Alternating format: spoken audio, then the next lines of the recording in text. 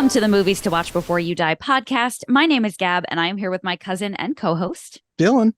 And today, Dill, surprise, we have a real format buster. Are you ready for this?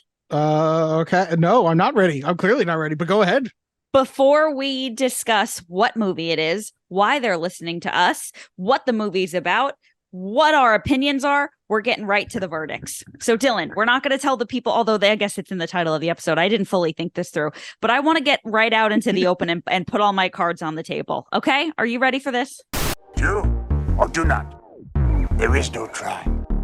The guilty will be punished. Sentence is death.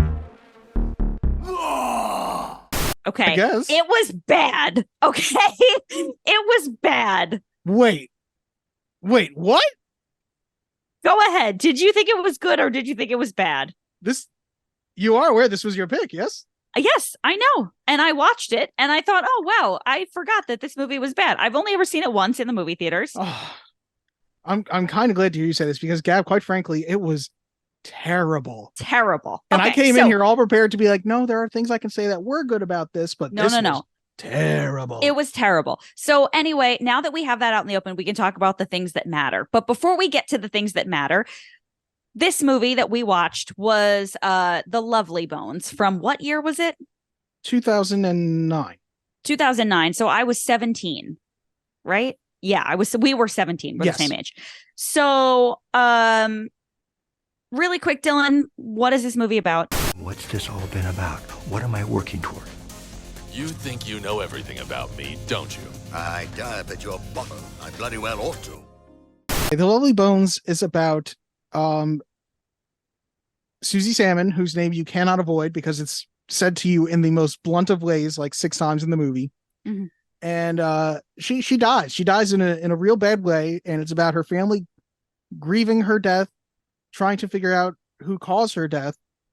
And at the same time, we are experiencing Susie in the in-between, and then we're experiencing Susie with the other victims of this killer, and then we're experiencing Susie watching her family grieve.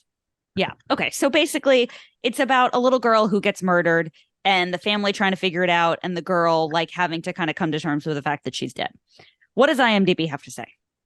The IMDb plot summary is centers on a young girl who has been murdered and watches over her family and her killer from purgatory. She must weigh her desire for vengeance against her desire for her family to heal, which I don't feel like is really something that is necessary in the movie, but okay.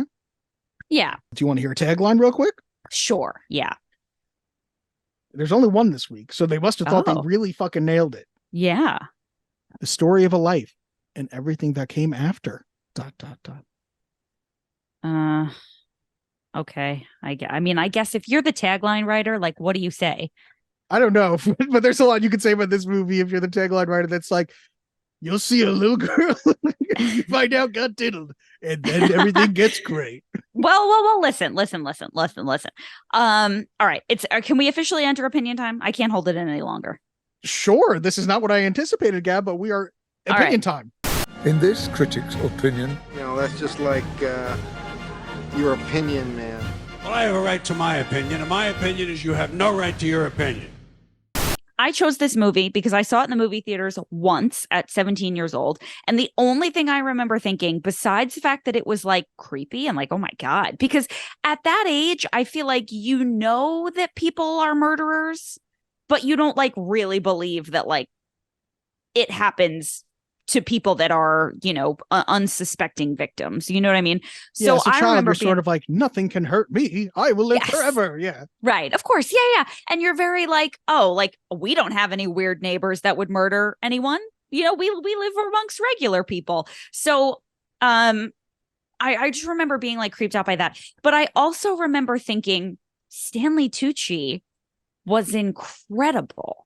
And I obviously knew Stanley Tucci from a number of films, my favorite of which being The Devil Wears Prada. He was amazing in The Devil Wears Prada. But I was not expecting him to be so convincing in this creepy role and so like unrecognizable. And I just really thought that he was incredible in this performance. And watching it again today as an adult, I was like, oh, he's fine. Interesting. Okay. So the performance doesn't quite hold up to like the lofty weight you put on it at, your young age. Yeah, I mean, I definitely think it was good. I think he's unrecognizable in terms of like his mannerisms. I think he does a really good job of being kind of like cool under pressure, the way that a murderer who's caught, like when the cops are coming into his house, like has to be. Um I thought he did a great job. I don't necessarily think it was like Oscar worthy, the way that I remember leaving the theater and being like Stanley Tucci. Although, was he nominated for this role? He was nominated. I'll tell you who he lost to later, but yeah, he was Okay, nominated. but yes, I thought it was really good. I probably built up a lot over the past, 14 years in my head. But it definitely was good. But I'll say this. My major takeaways from watching it back as an adult are, number one, at 17, you watch it from the perspective of the little girl who gets murdered. As an adult, you watch it from the perspective of her parents. Yeah. And wow, was that a very different experience for me, where like it was gut wrenching, but it was only gut wrenching up until it became like a little too heavy handed, where it was like, all right, we get it. You know what I mean? Like, yeah, there's a couple that I sort of very much agree with you, because I was watching this movie and I was totally feel for Mark Wahlberg and Rachel Weisz's characters, Abigail and Jack, I think it is. yes. But I kept thinking to myself, oh my God, this movie, and I'm sure it's very different from the book. That's what I, had heard during my research. But this movie would be so much better if once Susie dies, she is not included in it at all. I completely agree. Like, if I you completely agree. The one moment that I'm like, ooh, this would be so much more effective if it's the only moment that shows Susie still there. When he is holding the rose in Mr. Harvey's garden, and he sees the rose bloom on its own for a second, this dead rose, and then goes back to being dead.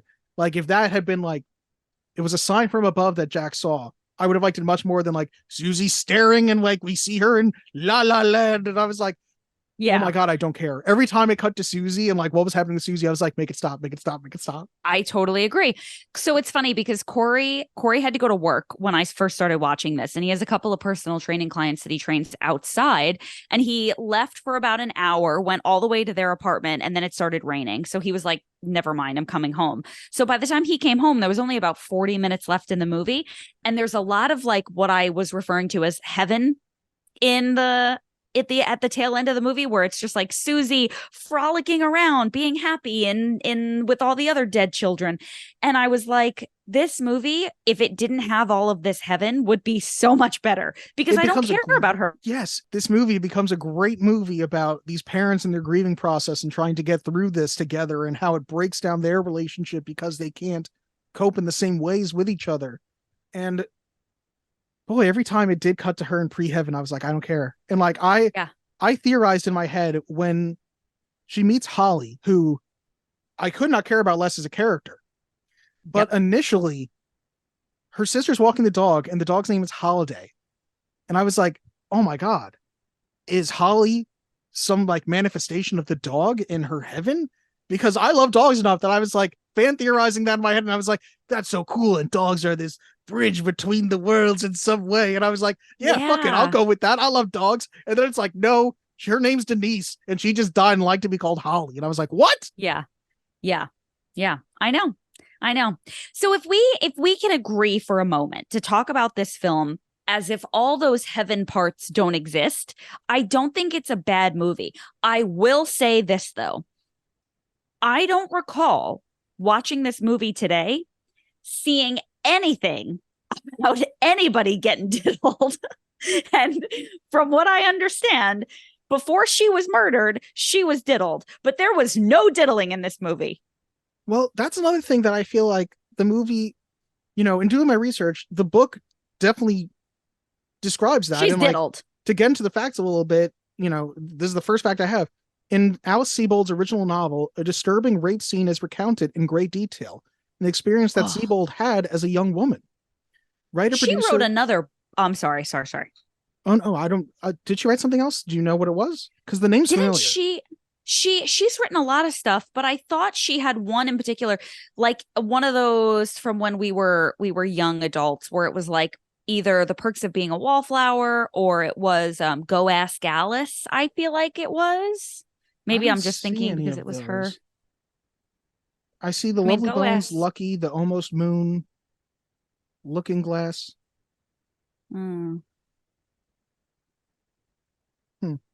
But I will say, to continue what I was saying here, writer, producer, director Peter Jackson chose to omit this section of the story, feeling the reenactment of the ordeal would have not just overwhelmed the movie, but been too traumatic a sequence for young Saoirse Ronan to endure. Alice Sebold reportedly disagreed with the omission, and Stanley Tucci, for his part, claimed that it was difficult enough for him to play scenes in which George was thinking about molesting Susie, and that he never would have agreed to perform an actual rape scene. And I don't think that they need to have, fully showing that in any way. But Yeah. I do think it's like,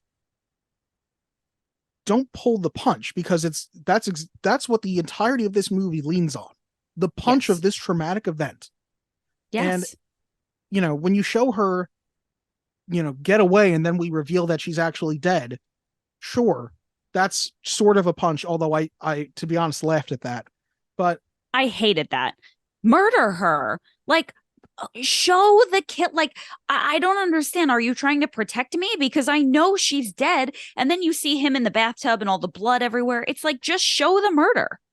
I think you need to show it because it's what the movie hangs on. And instead it's sort of, when I read the reviews, you'll see that a lot of the reviews agree with this, that it's like, it almost makes it seem like what he did was a good thing, because her life is just like, now her life is great in this beautiful heavenly place. And Yes, it's like, no, this was completely. a terrible tragedy that happened, and we need to feel the terrible weight of that tragedy. Yes. That's number one. I completely agree with that. I hated that. Number two, her body was in that safe. I don't feel like that was really like made abundantly clear until the very end. So it also doesn't make sense, because when they show the rest of his victims, every one of them is dumped somewhere. Yeah. And it's like, so why did he keep her body in a safe in his basement? Like, this guy's an Yeah. experienced killer, and like, this is the one body he kept. Yeah, it's very bizarre. And then I also think there's like the family becomes very suspicious of him, but for seemingly no reason. I can't remember what it is. There is something. I do feel like there's something that makes sense. Mark Wahlberg sees him building that, like, what in the book is described as like a ceremonial burial ground or something like that. That like the thing that he made says out is of for the bird sticks. hunting. Yeah, that he's going to Yeah. use to kill the sister, clearly. Yeah, which I thought the actress who played the sister was great. I Oh, thought me she did a too. really good job. The sister is really great. I don't understand why he would murder two sisters from the same family.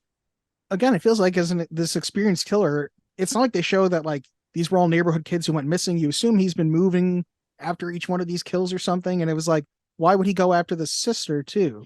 I don't understand why he would do that. And it does make it clear later on in the film that he's moving, like they're all in different states. Can we also talk about how much I hate the ending sets up like there's going to be this dramatic tension moment of like Ruth using her superpowers, which she has for no reason, to stop him from dumping the safe. And I guess maybe the point is that like the safe wasn't the thing that mattered to her, but it just feels like we're sapped of the gut punch of the actual crime occurring, and then we're sapped of the actual justice. And like, I feel like people would be like, well, he does die at the end, but the death it's not a justified, like, there's no justice in it. Yeah, I agree. I almost like was upset to see him die because it was like not punishment enough. Like, because it's going to go down in history as like, oh, this poor neighborhood old man fell to his death. It's like, no, he's a killer.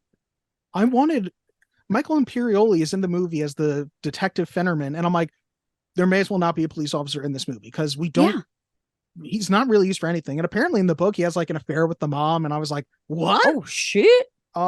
I'm glad I did not see that. It takes like a sudden twist in the movie for me. I feel so bad for Abigail. And then they're like, and then Abigail just left her family and went and worked on a ranch for a bit. I was like, what the fuck? Yeah, it's very bizarre. And then she comes home. Also, like the daughter sneaking into his house and like finding the book of his plot, like his like murder plot. I was just like, how does this man not get caught? And then she like doesn't want to share with the parents because the mom is home, but she gives to the grandma. Yeah. I'm like, this is so stupid. But here is the elephant in the room. Okay. And I said this to Corey when he came home, and I don't think he disagreed with me. So I'm interested to see what you think. Stanley Tucci in this role I do think it is an incredible performance.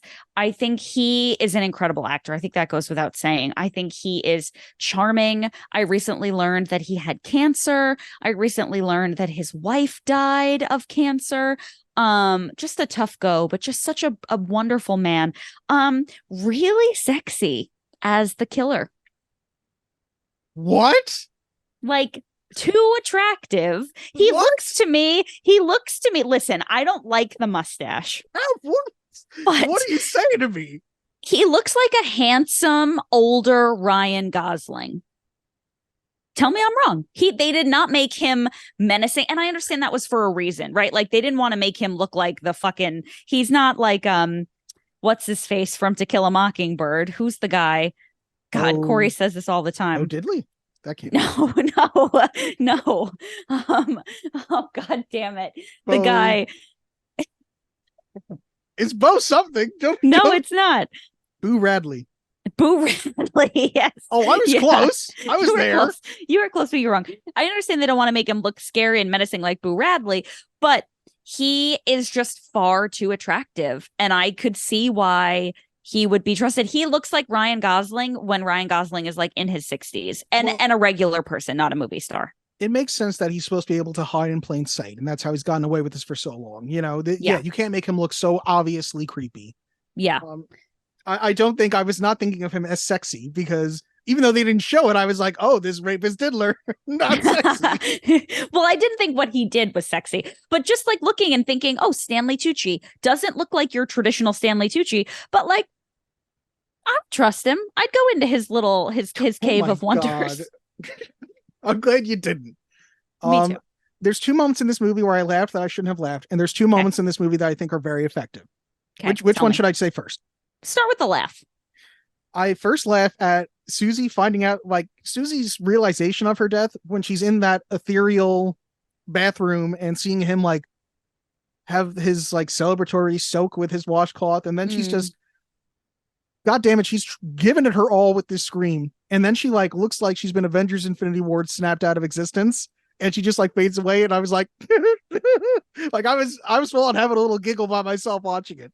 Interesting. Okay. The second time is towards the end, Ruth with her superpowers. She does the most dramatic, silly looking, I have fainted and I'm falling on the bed. Yes, I have fainted, Your Honor. As my mom often says, I am getting the vapors. Like that's the look she was giving. And she falls down, and I also was just like, what? This is so ridiculous. And like Ray being like, Susie, and I'm like, oh my God, the whole character of Ray, I'm like, this random British boy who is he's a senior boy and he's so good looking, but he actually is into the freshman. You're beautiful, Susie Salmon. And I was like, no, this feels like it's her fantasy of what would happen. This doesn't feel like it's real. You know what's funny, Dill? I was thinking the other day, I remember being in elementary school. Okay. This is a true story. So don't make me out to be a bad guy. This is a true story. And this boy, you know what? I'm going to take that back. I think it was a girl. And I think her name was Amanda. I'm not positive. This is a very long time ago. Died in a car accident. I don't remember the details. I don't remember who was driving. I don't remember where they were going. I don't know if there was any foul play, but she died. And in elementary school, she had a boyfriend. And I often think to myself, do you think the boyfriend like feels guilty for probably having a wife and kids at this point? Like, you know what I mean? Like as a child, if the person that you are quote unquote dating dies, like what's the statute of limitations on getting another one? You know what I mean? Like, I don't mean to make light of it, but I'm serious. Like, do you think that like psychologically fucks people up? Maybe a tiny bit. And I feel like in elementary school, probably not. Like it's probably a sad thing that happened, but I'm sure it wasn't a serious relationship. But for Ray and Susie, they weren't even dating. They were pre-dating. Like they hadn't even had the date yet, which is but also. Then he like, sorry, go ahead. It's a silly moment where she meets him at the mall and she's like, I believe this belongs to you. And it's the note that he gave Susie. And it's like, he says something about like, I know she's gone. And I'm like, wait, then why are you at the mall? Right. Aren't you like waiting to meet her there? Yeah. Yeah. Like, shouldn't you? Well, I think he was like being emo about it. You know what I mean? Like, this is where we were supposed to meet. Like, I'll wait here forever. You know? She shows up maybe. Yeah. But I was like, why is he there then? But yeah, that's fair. Yeah. So interesting. And then he like low key starts dating the magical powers girl for I no don't reason. think they do date. I think they just become friends. Oh, That's why he only kisses her once she's possessed by Susie Salmon. so weird. I didn't like any of it. But tell me about the moments you thought were effective. Two moments I think are really effective, even though it doesn't go far enough. The initial scene with Susie going down into the pit that Mr. Harvey has built is really effective because we know what's coming. The movie has already told you, like, Susie's going to die. But even if it didn't tell us that, you know enough to be aware that that's what's coming. And we get to watch, like, Susie realize it. And it's, like, really effective, those moments. You know what I mean? Like, that really worked well. The other moment that really works well, and I think this works well in most movies, and Peter Jackson's a very competent director to make it work, of course, is the sister being in the house and Harvey coming back. You know what I mean? It's ridiculous in the sense that where was he driving to that he's back in less than like 2 fucking minutes? Yeah. You know what I mean? Like, unless we're saying that maybe he was baiting her into breaking in, like he could feel that it was coming, but I digress. But those moments when she is in the house, as silly as it is that she manages to find that book or whatever, or that she passes right by the safe with her sister's dead body in it, which would still stink, I feel like, probably. Yeah. But, it's really effective knowing that he's home, and it just has this great shot where it's like anchored directly on Stanley Tucci's face as he hears the noise upstairs and like starts running, and you're like, oh shit. And I was like, I thought to myself, like, oh, if I'm her, I'm going out that window. And she does. And I was like, oh shit.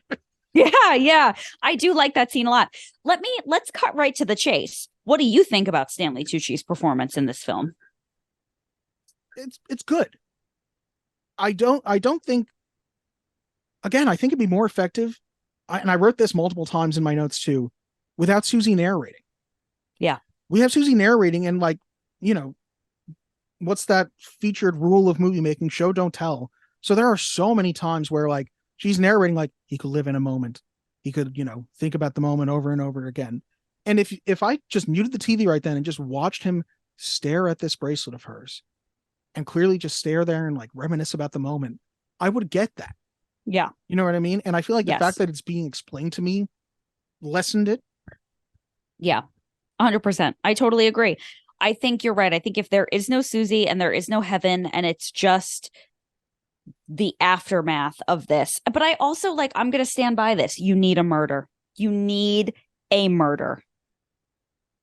Yeah. And again, I don't want to see like Saoirse Ronan horribly being dismembered. You know what I mean? But I just need a moment where I can see either aftermath of him doing something that we know is like disgusting. Like we see him from behind, like sawing through what we know is Susie's body, or we see an initial hit and blood splatter on him, or something to tell me like, it sort of feels, and maybe it's to show Ruth's superpowers, but I'm like, why are we showing Susie get away so that we can, have that moment? And again, it's another moment that I think probably works well in the book to have, to read it and imagine it in a different way than just showing it to me in the movie. There's a lot of ways that it feels like this is a much easier to do as a book, because including all the Susie pre-heaven stuff, it just feels like if I'm not imagining her heaven, it's sort of, I feel like the visualization takes away in the sense that you're like, well, it doesn't look like things are that bad for her. Yeah. No, I completely agree with you. I completely agree. And I do think the fact that it's not a gruesome scene and you kind of have to just know he killed her, it does feel like she's living a better life now. It's more gruesome for every one of his other victims. We see all of them like dead in some horrible way. Like we see Denise Holly, whatever her name is, in a puddle, just floating dead. And I'm like, oh, that's more graphic than anything I saw about Susie. Yeah. Oh, 100%. I also think that the scene of the two of them in the bunker thing where he's clearly becoming more and more aggressive could have been longer. It wasn't enough. I feel like it's enough, but it needs that button that we're talking about where we see where we know oh, it's done. You know what I mean? Yeah. It's like, Hitchcock always talks about it's a dramatic thing to show us a bomb in the beginning of the scene and none of the characters know it's there. But it doesn't work if the bomb never goes off. If we cut away at 10 seconds left, it's like, well, no, I need to see what's happening in that moment. Yeah. Yeah, absolutely. I think it also it leaves you very unsatisfied because there is no justice. And I think they needed to have a realization. They needed to know it was him. Yeah, it's not enough. I mean, I think they do know it's him because of the book at the end, but I really desperately wanted Jack to catch him or Fennerman to catch him so that Jack can, like, again, being the fact that you and I both were saying we're feeling for the parents, the fact that we never see Jack get that justice, like, he might not ever find out that Harvey actually died. Yeah. And I think that was so frustrating for me watching, because when Jack is running into that cornfield with the bat, I was like, he's going to fucking get him.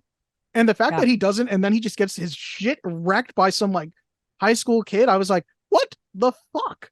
Yeah. Like it was so upsetting. And then I'm like watching Harvey like just watch it happen. And I'm like, he doesn't see this guy. You know what I mean? This movie was like bad sex. Explain. Like it had all of the components of things that would be interesting. Like, I would like to see somebody get murdered. I would like to see somebody get vengeance. I would like to see a diddle or two. But instead, I just have like, it's just like there's no culminating moment. It's just like, oh, okay. It's it's over. Oh, all right. Yeah, but I already know the short out of context for this episode. It's just gonna be, I would like to see a murder. I'd like to see a diddle.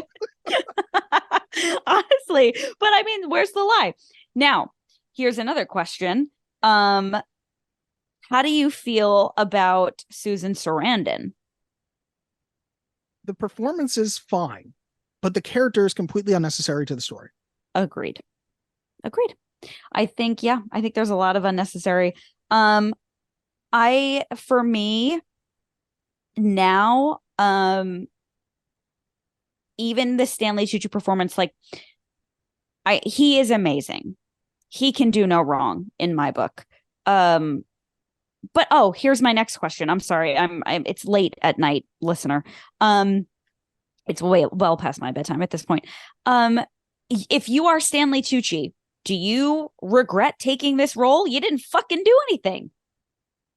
Yeah, and maybe it's just the mindset he had to put himself in, but I do also have quotes like that I'm sure read when we get to our facts, which maybe we can get to pretty soon, because I feel like there's no movie we've ever agreed about more. Yeah, I don't really have much else to say. I really didn't need all the heaven. Stanley Tucci was great. Mark Wahlberg was great. Maybe a little heavy-handed. He's a little weaker than Rachel Weisz, but he does the job in a satisfactory way. I was very fine with his performance. I think everything else was fine. I think there were a lot of unnecessary characters. I think the book is probably good. Yeah, Mark Wahlberg does still get a little, I need to know who killed my daughter. Yeah, he does. He really does. You're not coping. He has these moments. You gotta cope. Where'd the donkeys?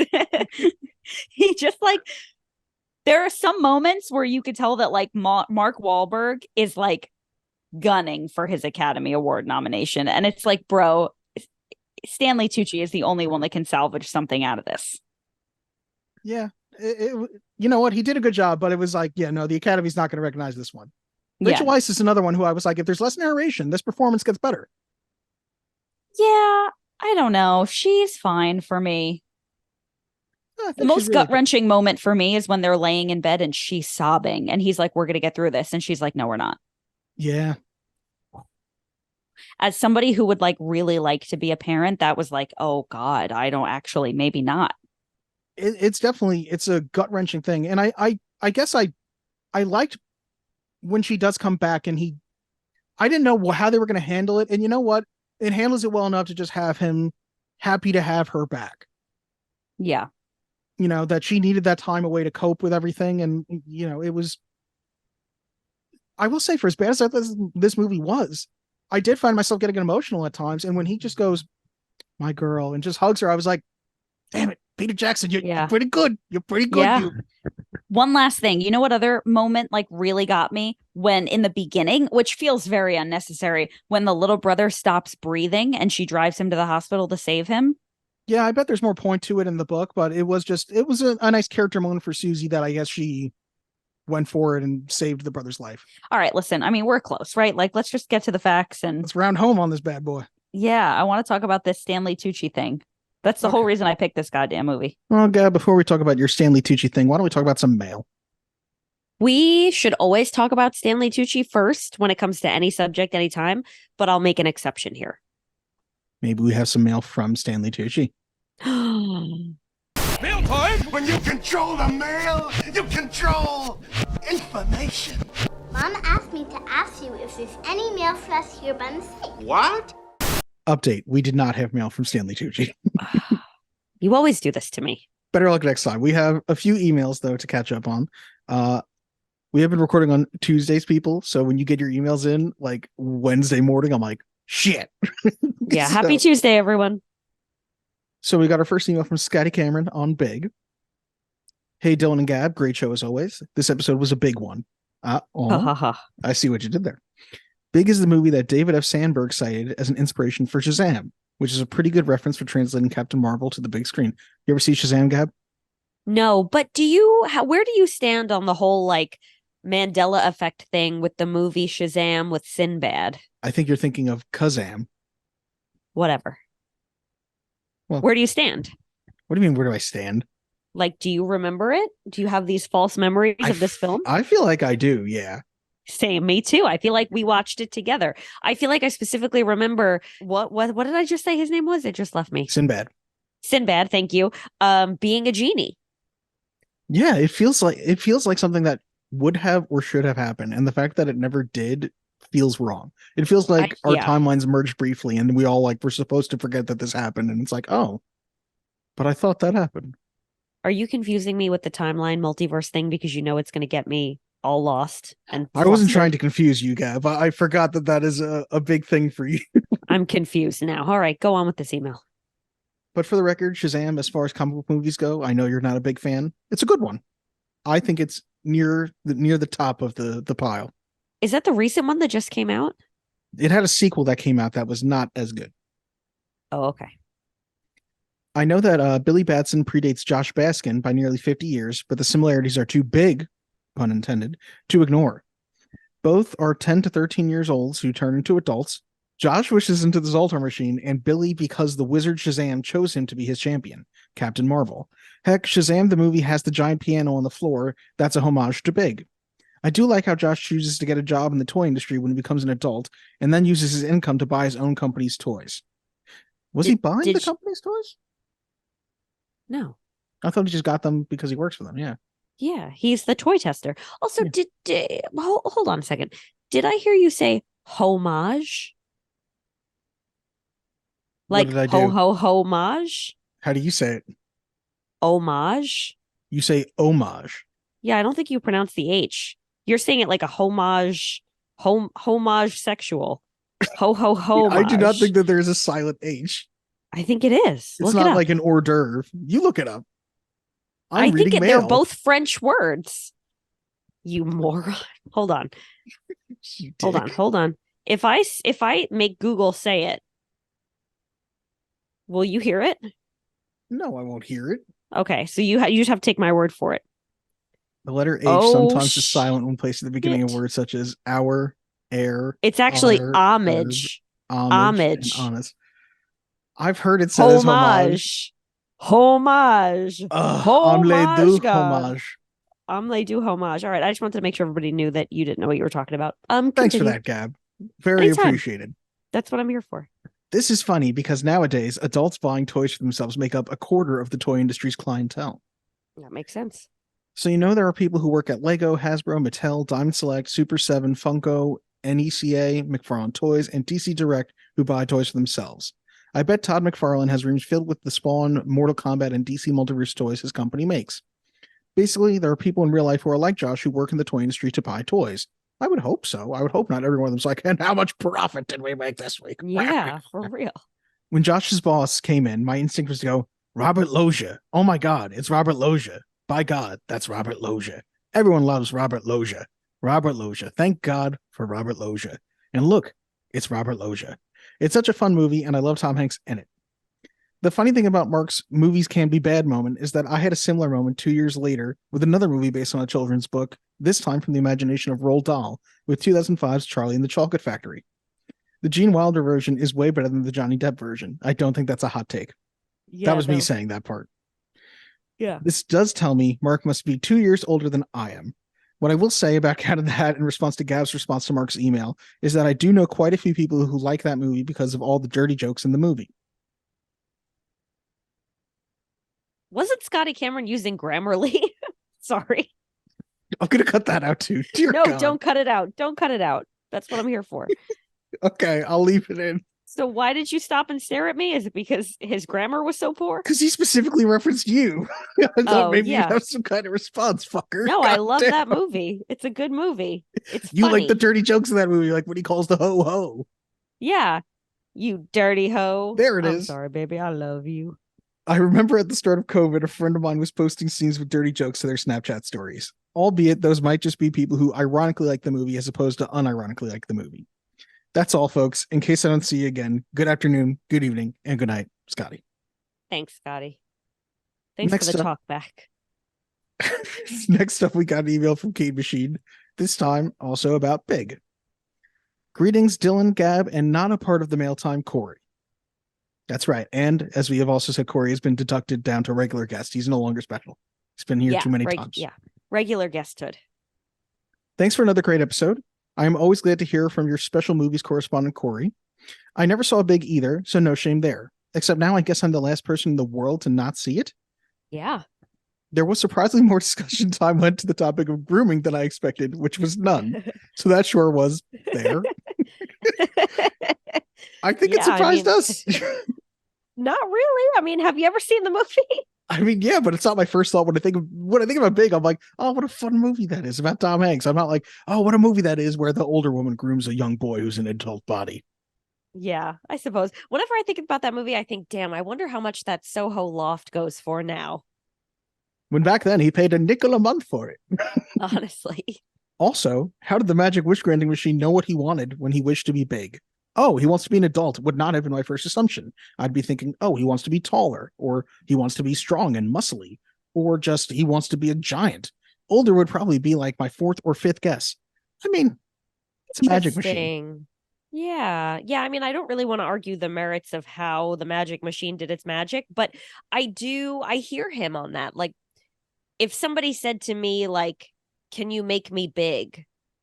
I don't know that I would think older. Yeah, but initially. it's not. Zoltar's not a guy he was talking to that was like, your wish is granted. Zoltar's a magical machine. No. I agree with you. I'm just saying, as somebody who's never seen the movie, I can understand where the phrase big would not trigger the thought of, oh, he's obviously an adult in a kid in an adult's body. You know what I mean? That's true. I should have recontextualized with the fact that he has not seen the movie, but still, I'm like, it's a machine. The machine knows it's magic. Yeah, machine. I mean, it's magic. We're watching a movie here. Yeah, don't second guess magic. Anyway, I guess I'm overthinking this. Oh well, yeah. Now we did too. Now we all are. All I know is I'd never wished to be older. I was never a kid who felt this urge to become an adult before my time. Maybe because I was already so mature for my age. Right? Yeah, of course. Like a fine wine. Wait, no. Wines are better when they are older, not tasting older. I don't know how drinks work. How does booze work, Gab? Is old wine better? Old wine is better. And you know what's never mind. Old wine is better. Okay, then. Finishing up this email, what about you two? Did you ever wish to reach an age-specific milestone sooner? Driving, voting, drinking, retiring? Okay, maybe I have dreamed of that one. Keep it keen, Keen Machine. Wow. Yes, I have. I mean, I always, as a child, wished to be 18 so I could vote. No, I'm just kidding. No. Yeah, I mean, retirement, I feel like is something I don't wish to be old enough to retire. I just wish I could retire today. You just don't want to go to work. Yeah.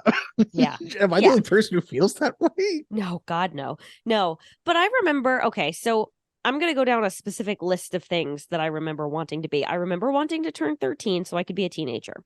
Then I remember wanting to turn 16 so I could have a sweet 16. Do you remember my sweet 16? The luau? Vaguely. You had you don't remember. I hardly much remember of my own but birthday, yeah.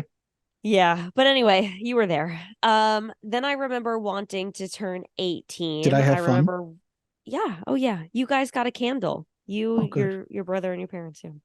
Um, I remember wanting to go away to college. I remember but I think the biggest one for me was, for some reason I really wanted to turn 28. And Wait, that's so oddly specific. yeah. Go on. Why 28? So I just remember feeling like, okay, so to contextualize this, which apparently is our word of the day, um, I like really rushed through a lot of my younger milestones. So I was 22 when I got engaged. I was 24 when I got married. And I just like had this whole, like, I was like a married woman with like, living like a regular person life while all my friends were like still partying and like young and had, lived at home and whatever. So I sort of had this like weird identity thing where I was like, I feel like a kid, but I'm like in this very adult situation and people treat me like an adult, but like I don't really have that mentality. And I remember thinking, when I turn 28, I'll actually be an adult. And then I turned 28. It was during the pandemic, and it didn't help. So Yeah, I think just so what you you know. realize as you get older is you keep thinking like, eventually I'm going to feel like an adult. And the truth is, I still feel like a kid now. Like, clearly I'm still talking about Batman the Animated Series and all that stuff now. And Yeah. I think what I've truly realized is that every adult you thought was an adult when you were a kid did not think any more intelligently than you thought you were thinking. They Oh, were like, yeah. oh, as stupid as you were. I think about it now. I'm like, okay, I'm 31. My mom had me at 24. So I'm like, I remember my mom being 31 and thinking that she was like an adult. And I'm like, holy shit, I literally can't imagine having a fucking, like, I'm trying to do the math here. 6-year-old? 7. 7-year-old. Thank you. Do you see my eyes go up and to the left trying to think? um, but like, I don't know. It's just crazy. But I think it's funny, like, as much as every adult does not really feel like an adult and everyone's kind of just making it up as they go and like fighting for their lives, I do very specifically feel like the stage in my life where I was like, okay, I'm not happy. I want to like redo this. Like, I want like a second chance. Did give me that sort of like, I lived on my own in a freaking 6th floor studio walk up. Like, I had absolutely no money. I was really struggling. And that kind of gave me back that like youthfulness. And now I feel like I'm in real adulthood and I'm like where I'm supposed to be and I'm okay. You know what I mean? Yeah, I don't know. This just makes I feel like my thought while you were talking was like, they should make a movie called Little, where Josh as an adult is like, fuck this shit. I want to be a kid again. Although then Honestly. he's gonna be the groomer when he's kissing a Yeah. girl his own age as little, but he's actually an older man. Oh Gross. shit. And then Stanley Tucci comes in. No, I'm just kidding. Oh my gosh. But yeah, it's weird. Like, I'll say this, and then this will be my last thought on it. If I given the opportunity now to go back to any age, I wouldn't go back to any age I've ever been.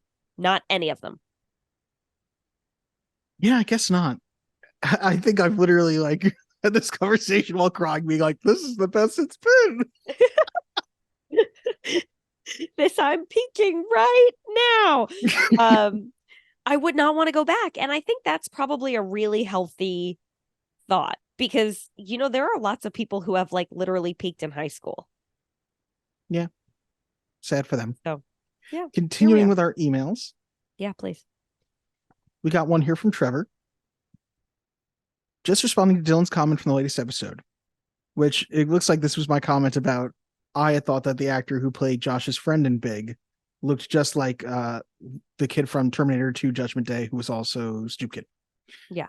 Danny Cooksey. He was Budnick in Salute Your Shorts, not to mention voice acted as Montana Max in Tiny Toons, Stoop Kid, as Dylan mentioned, among other things. But yeah, totally not the dude from Big. I feel like both actors sort of blend in with the faces and voices of that generation. I can see how they could be mixed up. But yeah, for a while, I could have sworn the kid who played Josh was Patrick Dempsey. I'm right there with you, Dylan.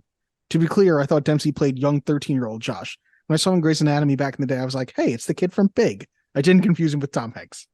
That's funny. I could kind of see like little kid from Big looking like Patrick Dempsey. So I get that confusion too. Yeah, for sure. Trevor and I have the same mix-ups.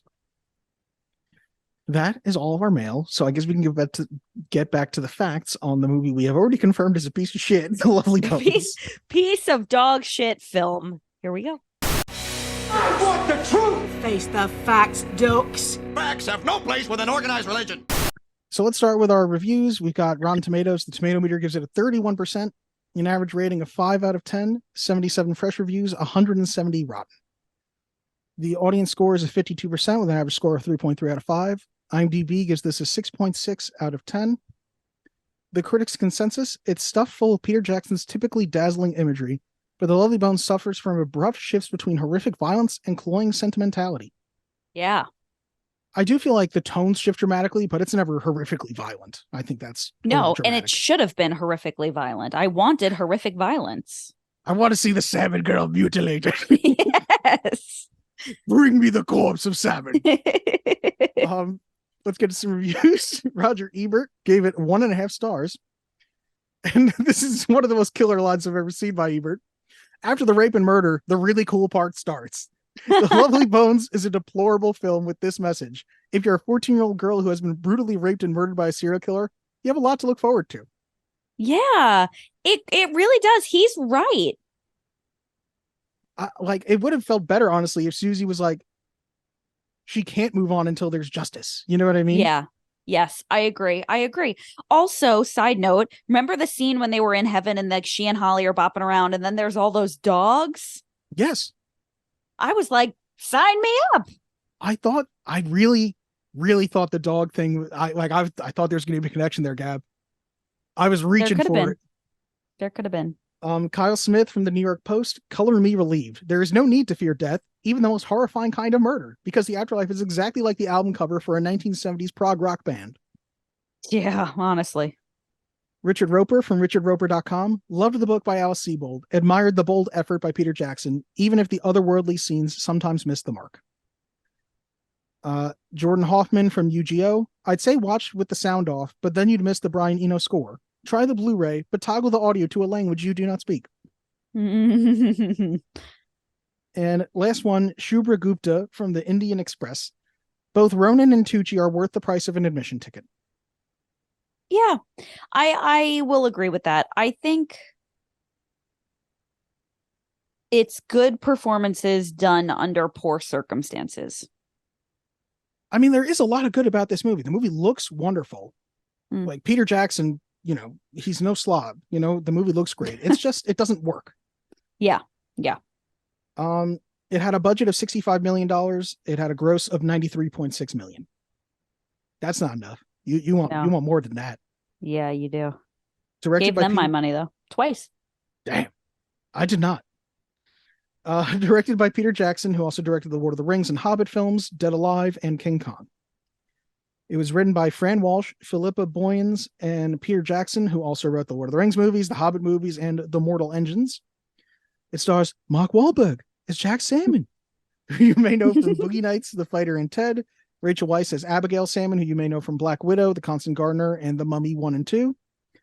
Susan Sarandon as Grandma Lynn, who you may know from Blue Beetle, Thelma and Louise, and from the Rocky Horror Picture Show. Stanley Tucci as Mr. Harvey, who you may know from Beethoven, The Core, A Midsummer's Night's Dream, and Julie and Julia. And The Devil Wears Prada. And The Devil's... Oh, wow. I'm surprised I didn't write that. I guess because I knew we were going to mention it. Yeah. Michael Imperioli, who I feel now like I didn't really need to mention, but you might know him from The White Lotus, Goodfellas, and The Sopranos. And he was Detective Fennerman. Finally, Saoirse Ronan as Susie Salmon, who you may know from Lady Bird, Little Women, and Hannah. And I feel bad now that I didn't include the name of the sister because I thought she was really good. Yeah, it's Rose McIntyre, right? Rose McIver. MacGyver. And I think that she was on iZombie on the CW or something. She was like the star of a TV show for a long time right now. Yeah, something like that. It was nominated for an Academy Award for Best Supporting Actor for Stanley Tucci. Tucci lost to Christoph Waltz for Inglourious Bastards, which the man never had a chance. Yeah, no, that's true. He didn't. That was a tough year. But I would put Stanley Tucci in the same category as Christoph Waltz. Like a phenomenal, like no bad job could be done, no matter how bad the material. if Christoph Waltz is the S tier, I put Tucci just below at the A tier. Still phenomenal, don't get me wrong, but just below, just a smidge. I don't know. Wasn't Stanley Tucci roommates with somebody really cool in college? I don't know. I didn't see that. Okay. I'm gonna look that up. Continue. Okay. Susan Sarandon was also nominated for Best Supporting Actress at the AARP Movies for Grown-Ups Awards. I'm dead. That's not the first time you've said that, by the way. Hey, if something like the AARP Movies for Grown-Ups Awards comes up, I gotta mention it. Yeah. Couple other things here. Stanley Tucci based his portrayal of George Harvey on the serial killer Dennis Rader, the BTK killer. Sorry, I have our roommate. Number 1, Stanley Tucci attended SUNY Purchase. Okay. Which was my dream school. And we could talk about this another time, but it's like it has an incredible acting conservatory, and I wanted to go so badly, and I was so fucking nervous for my audition that I blew it. I just blew it so hard. It was really bad. Scott was going there. I really wanted to go because he was going there. I wanted to go to the acting program. It was so bad. I had major diarrhea, and I just let the diarrhea get to me. You know what?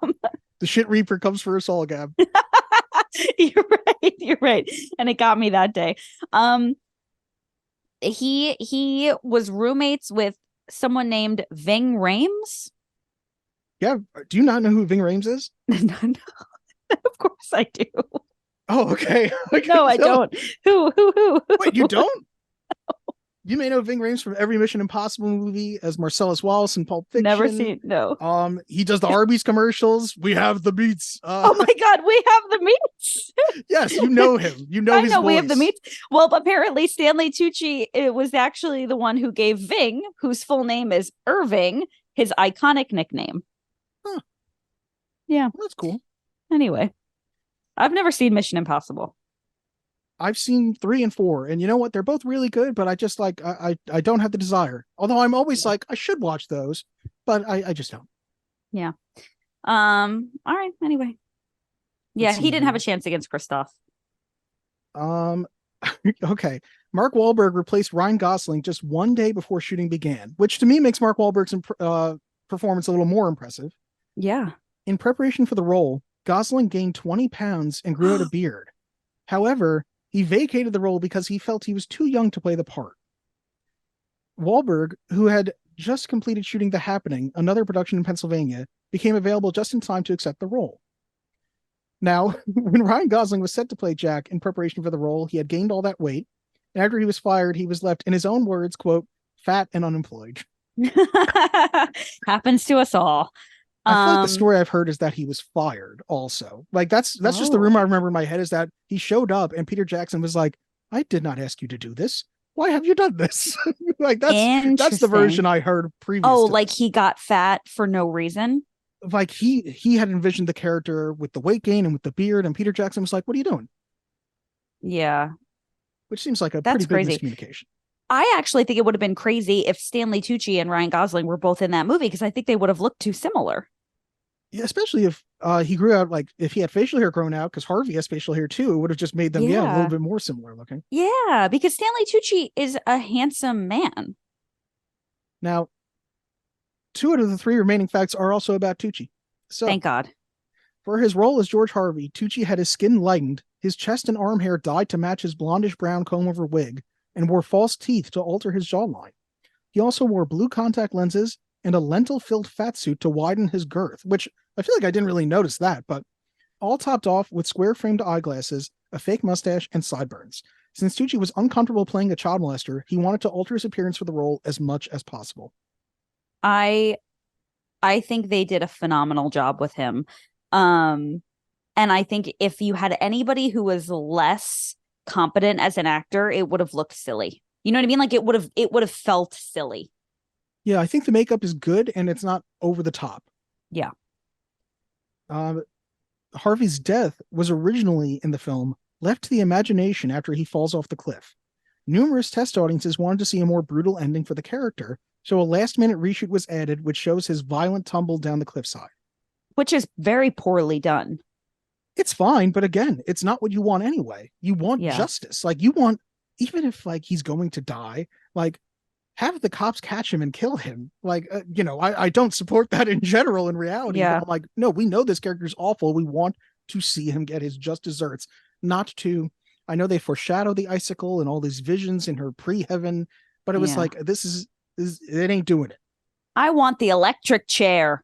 Yeah, you want him to go down hard. I want him to fry. The last thing I have here, not Tucci related, Peter Jackson has a cameo in the beginning of the movie at the mall. He is the man with the movie camera in the pharmacy when Jack Salmon picks up the prince from the first roll of Susie's film. Interesting. So I guess not in the beginning, but towards the beginning. Yeah.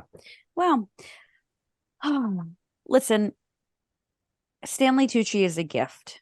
Okay. This movie was not good. I think that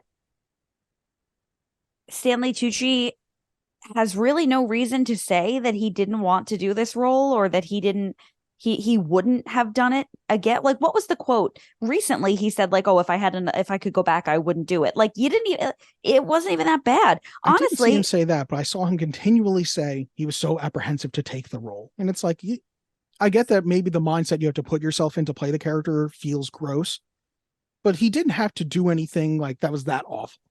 Yeah. And honestly, like, this is the kind of thing where it feels like people like this exist. Like, this could have been an important story to tell if they had done it well, where like it's very like it's a cautionary tale. You know what I mean? And like, I think it could have been important, but instead he's like all weird about it. I don't know.